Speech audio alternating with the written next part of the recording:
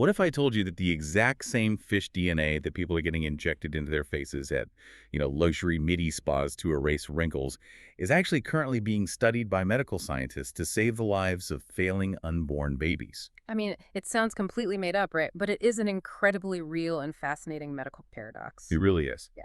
So today we are taking a deep dive into the massive, and I mean massive, rising trend of polynucleotide treatments. Yeah, they are literally everywhere right now. Right, and for those of you who might be new to the term, these are basically cutting-edge biostimulating injectables.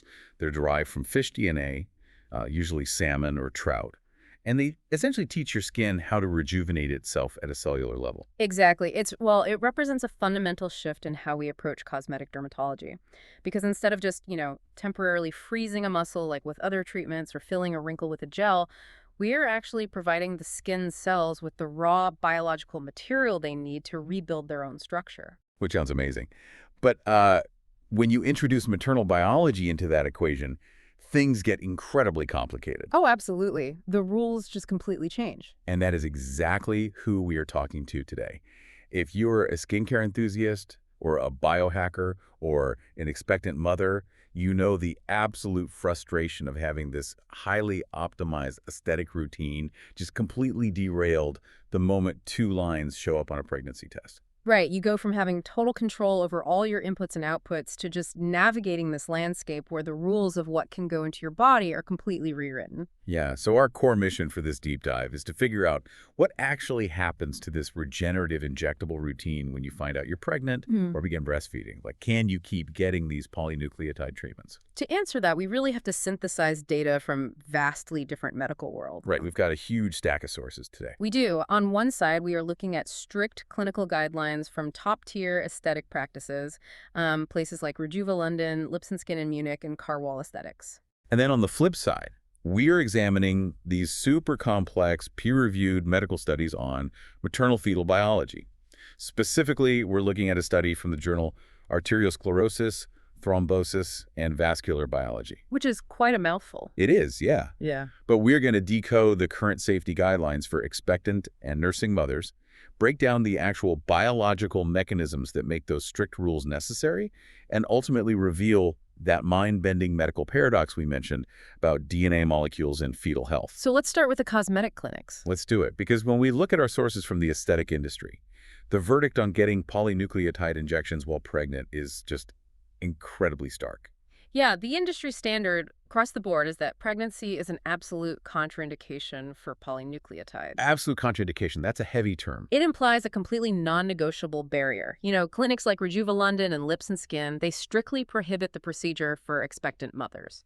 And looking at the notes from Carwall Aesthetics, I mean, they take it a step further. They basically state that any practitioner willing to inject a pregnant patient is not practicing responsibly. Yeah, they call it a serious red flag. A huge red flag. Yeah. The standard practice is just to defer all elective, minimally invasive procedures.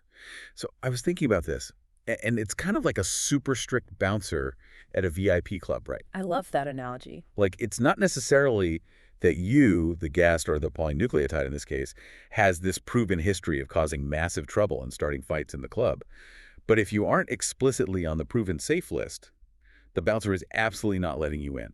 That is exactly how it works. But it raises a huge question about the evidence, Is this blanket ban based on actual reported harm? Like, are we seeing toxic effects where salmon DNA is damaging fetal development?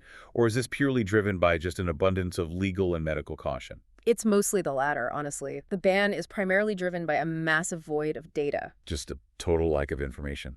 Right, which stems from a very strict ethical barrier. Because the FDA and equivalent global bodies, they place most of these novel injectables in categories that openly acknowledge a lack of adequate, well-controlled studies in pregnant women. Because, I mean, ethically, you obviously cannot justify exposing a developing fetus to a novel cosmetic compound simply to map out the potential side effects. Exactly. You can't run a randomized clinical trial on pregnant women for wrinkle treatment. You can't just, give half of them fish DNA and half of them a placebo and see what happens to the babies. Wow. Yeah, that would be completely unethical. Right. So without that data, the medical community defaults to the safest possible stance, which is banned until proven definitively safe. And because of that ethical barrier, it may literally never be proven safe for elective use. But diving deeper into the sources, like from lips and skin, Yeah. the concern isn't just about the mysterious DNA fluid itself, is it? No, it's not. There is a real physiological risk associated with the physical act of the injection itself that makes pregnancy a no-go zone. It's just wild to me. Well, the physical procedure is often entirely overlooked by patients. They are so hyper-focused on the ingredients inside the syringe, but any injection inherently breaks the skin barrier. Right, introducing a risk of infection. Yes. But beyond infection, just a localized trauma, like a tiny needle prick, it actually imposes a specific type of physical stress on a pregnant body, which is already operating under an immense systemic load. Okay, I want to push back on that idea of physical stress for a second. Sure. Because, pregnant women get cuts and scrapes and bruises all the time in their daily lives, right? Of course they do. If I'm pregnant and I accidentally prick my finger on a rose bush or I stub my toe, my body handles it. So is a tiny aesthetic needle prick for a skin booster really enough to trigger a systemic alarm in a pregnant woman? It's a fair question, but to understand why a medical practitioner views that elective needle prick as an unacceptable risk, we have to look at the mechanics of maternal blood volume and the nervous system. Okay, lay it on me. During pregnancy, a woman's cardiovascular system undergoes this radical transformation. The kidneys start retaining more sodium and water, which expands the blood plasma volume by up to 50%. 50%, that's a massive increase. Huge! And it's all to ensure the placenta is adequately supplied. So the heart is working significantly harder, and the resting heart rate is just naturally elevated. So the cardiovascular system is essentially redlining just to maintain baseline operations. Exactly. It's maxed out. Now, when you introduce the pain, the anticipation, and the tissue trauma of an elective cosmetic injection, you stimulate the sympathetic nervous system. Because of the fight or flight pathway, right? Right. This triggers a release of catecholamines, like adrenaline, which constrict blood vessels and temporarily raise blood pressure and heart rate even further. So I see. Yeah, you are forcing a cardiovascular system that is already at absolute maximum capacity to handle an entirely unnecessary stress spike, which can momentarily impact placental blood flow. Okay, that makes the cardiovascular risk much, much clearer. But what about the immune system? Because the sources talk about unpredictable healing. Yes, that's the other major factor. Because I've always thought of the pregnant immune system as this highly calibrated security system, or like a bodyguard. If it detects a threat, it neutralizes it. How does a cosmetic injection confuse that system? The bodyguard metaphor is actually really useful. But during pregnancy, the bodyguard has to intentionally lower its own firewall. Really? Wow. Because the fetus is genetically half foreign, right? It's carrying the father's DNA. Oh. So if the maternal immune system operated at its normal aggressive baseline, it would identify the fetus as a parasite or a foreign organ and reject it. Wow. Okay. To prevent this, the mother's body undergoes a localized and systemic immune modulation. It suppresses the aggressive cell-mediated immune responses, the T cells that usually attack foreign bodies, and shifts toward a state of tolerance. So the immune system is actively suppressing its own killer cells so the baby can survive. Exactly. But wait, if the immune system is suppressed, shouldn't it just ignore the cosmetic injection? Like, wouldn't it just not care? You would think so, yeah. But immune modulation doesn't mean the whole system powers down. While the T cells are suppressed, the innate immune system, the first responders like macrophages, they can actually become hyperreactive to compensate. Oh, so they overreact. Because the delicate balance of the immune system is altered, introducing a third foreign element, like a polynucleotide polymer, becomes just wildly unpredictable. Which completely explains why the clinics warn about abnormal reactions. Oh. Like, it's not just a warning for fun. Yes. A minor trauma from a needle that would normally heal in 2 days might trigger a massive localized inflammatory response. The hyperreactive macrophages might cause abnormal scarring, severe swelling, or even hyperpigmentation. Yikes. And furthermore, if a complication does occur, say a vascular occlusion where filler blocks a blood vessel or a severe allergic reaction, the standard emergency protocols are heavily restricted. Because of the pregnancy. Right. Many specific antibiotics, steroids, or dissolving agents that we use in aesthetic emergencies are also contraindicated in pregnancy. You effectively strip away the doctor's safety net. That paints a very, very clear picture. So the physical act of getting jabbed triggers unnecessary cardiovascular stress. The altered immune system makes healing a total wild card. And the ethical void of data means you are flying blind without an emergency safety net. You summarized it perfectly. It makes perfect sense why active pregnancy is a total dead end for polynucleotides. But let's transition to the postpartum period. Okay, let's talk about it. Because why does this ban notoriously extend into the breastfeeding era? Like, you've had the baby, the cardiovascular system is recovering, so why do clinics like Rejuva London and the Castano Cosmetic Surgery Center universally advise pausing treatments entirely through the duration of lactation? The primary issue remains the exact same thing, the lack of pharmacokinetic data. Still no data. Still none. The manufacturers of these polynucleotide formulations have not conducted, and likely will never conduct, trials to map how these specific molecules are metabolized and excreted in breastfeeding women. But let's compare this to Botox for a second. Because with Botox, I've read that the botulinum toxin molecule is physically so large that it theoretically cannot cross the blood-milk barrier. Is that the same for polynucleotides? It's an important structural distinction to make. The botulinum toxin is a massive, complex protein. Many experts agree the theoretical risk of it transferring into breast milk in significant quantities is exceptionally low. Though clinics still advise against it, right? Yes, absolute caution is always the rule. But polynucleotides, however, are fragmented chains of DNA. While they are highly purified and designed to act locally within the dermal layers, they are much, much smaller fragments. Oh, so they could theoretically slip through. Without specific molecular tracking studies to prove that these fragmented nucleosides do not enter systemic circulation and subsequently filter into breast milk, the absolute absence of evidence dictates a strict prohibition.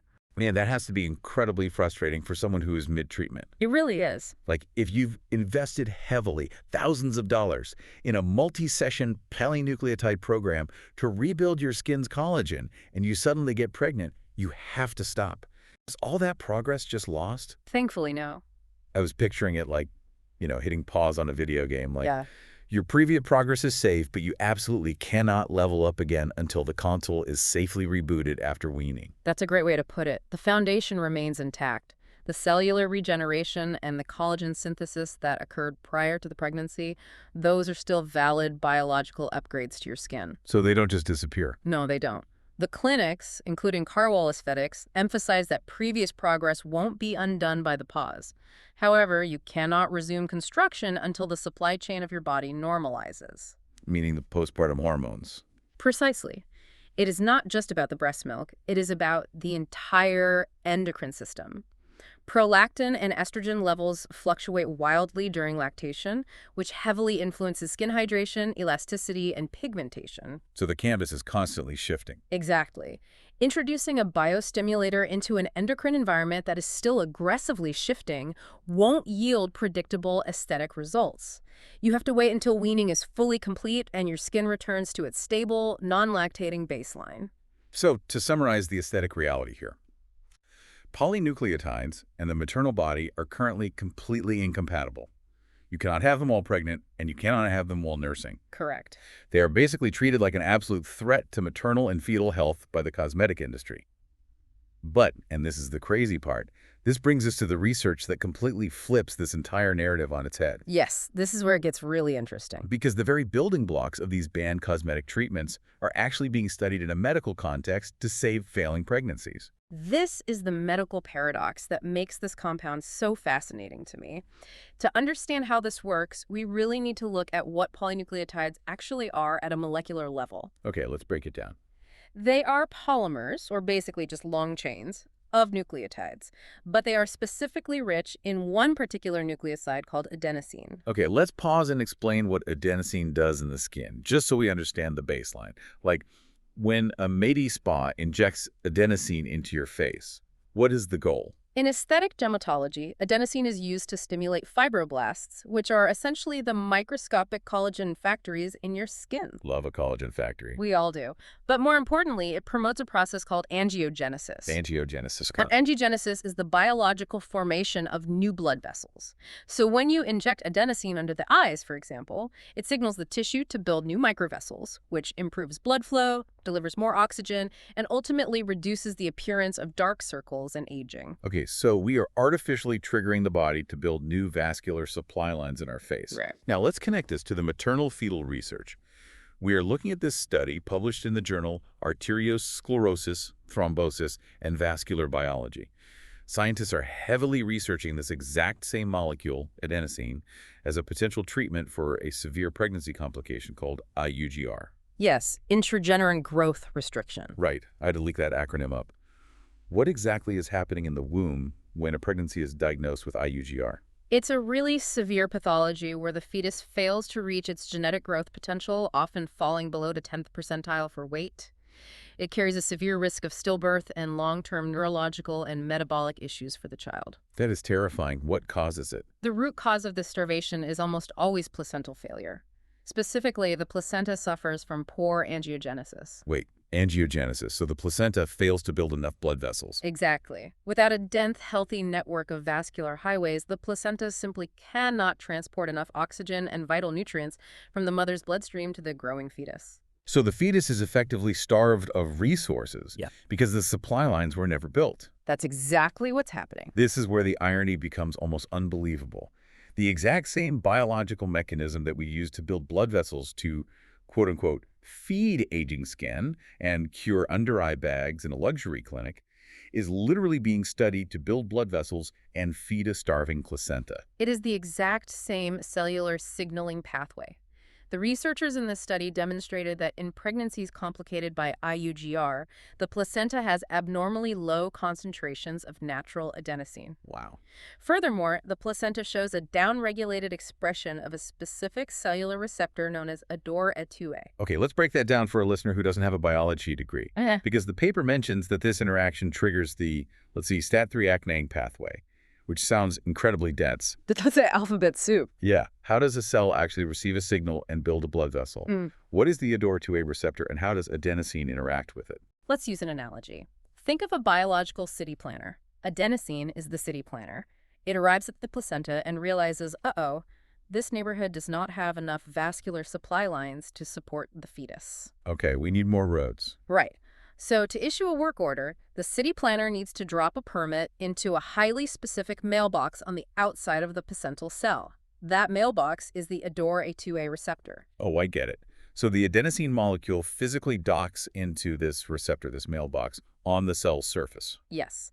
And when adenosine docks into that receptor, it triggers a chemical relay race inside the cell. That relay race is the STAT3 ACT pathway. Okay, so the permit is passed down the line. Think of it as a series of proteins handing a message down the line, deeper and deeper into the cell until it reaches the nucleus. And the final message tells the cell to secrete a protein called angiogenin. And what does angiogenin do? Is that the construction crew? Angiogenin is the actual construction crew. It commands the surrounding endothelial cells to start dividing and organizing themselves into new hollow tubes. It literally builds new blood vessels from scratch. That is incredible. Yeah. So the researchers took this mechanism and they applied it to a failing pregnancy model. They did. They used a diet-induced IUGR mouse model, which mimics the placental starvation seen in humans. And when they supplemented the mothers with adenosine, it successfully docked with those ADOR-A2A receptors. And it worked. It activated the STAT3 ACT pathway, released the angiogenin, and significantly improved the placental vascular network. Oh, wow. Yeah, by rescuing those supply lines, the adenosine effectively improved the fetal growth outcomes. It is a profound medical application of the exact same biological signaling we use for skin rejuvenation. So we really have to ask, how does the context of the application completely flip the risk-reward ratio? Because on one hand, if a pregnant woman walks into a Medi-Spa and asks for this compound to treat her wrinkles, the doctor will turn her away, treating the substance like a massive liability. Right, a total red flag. But on the other hand, in a high-risk obstetrics ward, medical researchers are looking at this exact same compound as a life-saving intervention. It really highlights how the concept of safety in medicine is inherently tied to context and necessity. How so? Well, in the aesthetic clinic, you are dealing with a healthy pregnant woman. The baseline is health. The risk of introducing a needle, triggering cardiovascular stress, dealing with unpredictable immune hyperreactivity, and using a commercial formulation lacking specific maternal safety data. It's too much risk. All of those risks vastly outweigh the benefit of looking a bit more rested. The reward is entirely cosmetic vanity, so any risk above absolute zero is just medically unacceptable. It's like the bouncer at the club won't let you in because the party inside just isn't important enough to justify the risk of a fight breaking out. That's spot on. But in the high-risk maternity ward, the baseline is not health, it is a severe pathology. You are dealing with IUGR, a condition that directly threatens the survival and long-term health of the fetus. So the stakes are life and death. Exactly. The risk-reward ratio is entirely inverted. The massive potential benefit of adenosine promoting placental angiogenesis to literally save the baby's life far outweighs the theoretical risks of the compound. Which makes total sense when you frame it that way. Furthermore, in a medical setting, the administration of adenosine isn't a quick cosmetic jab. It is highly controlled, continuously monitored, and part of rigorous, ethically approved clinical trials aimed at fetal survival. It's just a fascinating look at how a molecule isn't inherently dangerous or safe on its own. It's all about the justification for using it. Adenosine promotes angiogenesis, period. Right, biology is biology. Whether that biological city planner is laying down highways in the dermal layer of your face for a youthful glow or in the placenta to keep a fetus alive, the cellular mechanics are remarkably similar.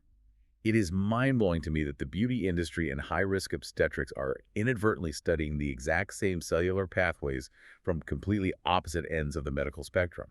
It bridges a massive gap between two fields that rarely interact, honestly, and it really underscores the incredible foundational regenerative power of these nucleic acids. They are the base code for biological repair. They really are. So as we bring this deep dive to a close, let's connect all of this directly back to you, the listener.